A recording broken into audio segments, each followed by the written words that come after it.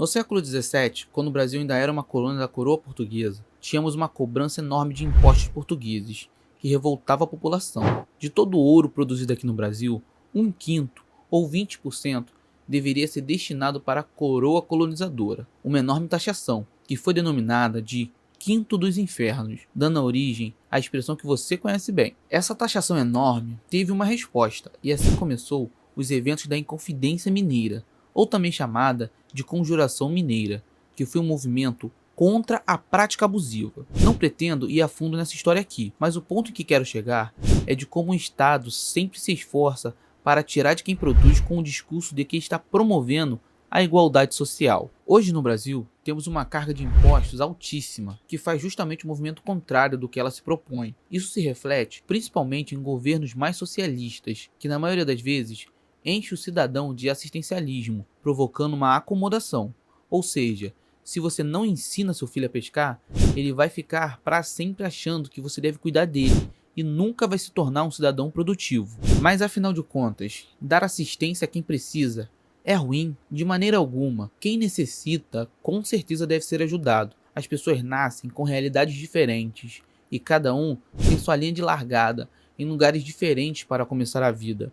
O problema, na verdade, está em como isso é feito. Fazendo algumas pesquisas para aprender mais sobre os impostos e como isso afeta os mais pobres, eu fiz algumas descobertas que, na verdade, nem são tão inéditas. Segundo uma matéria do Brasil de Fato, feita em 2019, o Brasil não está entre os países que mais tributam, e sim entre os que mais tributam a população pobre do país. Ou seja, quem tem menos paga mais, e com certeza isso não é justo. O que faz sentido, já que a maior parte dos impostos pagos pela população é advinda do consumo e da previdência social. Ou seja, quem tem menos, proporcionalmente, vai pagar mais. E isso nos leva a outra incógnita, que se não for analisada de maneira mais crítica, nos induz a um erro comum. Geralmente é pregado uma solução simples para um problema um pouco mais complexo.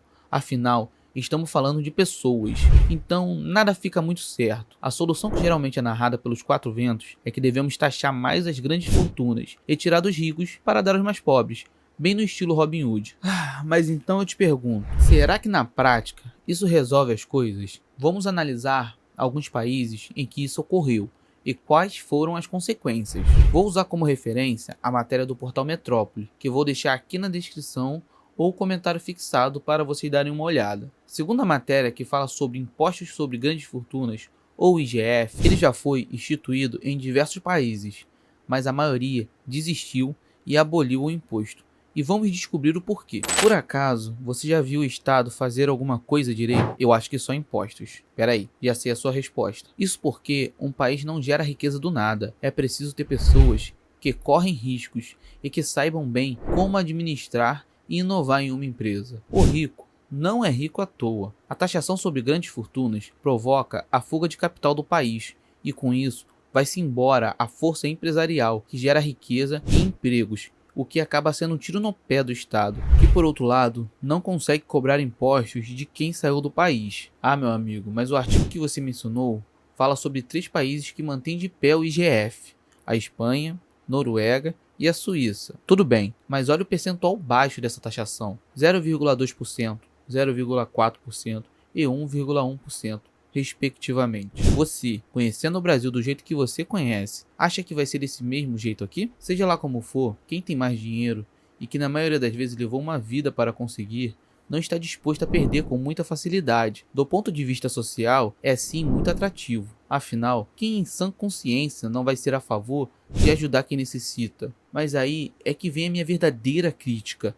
O Estado administra muito mal todo o capital do país, principalmente aqui no Brasil, em que vários escândalos de corrupção estouraram várias e várias vezes. Então me diga você, aqui nos comentários, se a criação de mais um imposto, ou seja, mais dinheiro na mão do Estado, vai ser a solução social do país. Acho que não. Mas voltando ao foco, eu queria falar sobre a estrutura de tributação que existe aqui e como isso consome a população mais vulnerável. Segundo uma matéria do portal UOL, o brasileiro trabalha 4 meses e 27 dias em média para pagar impostos. Irmão, isso é sua vida sendo sugada pelo Estado. A matéria ainda diz que o total de gastos para pagar impostos sobre a renda chega a 40,28% do rendimento médio dos brasileiros.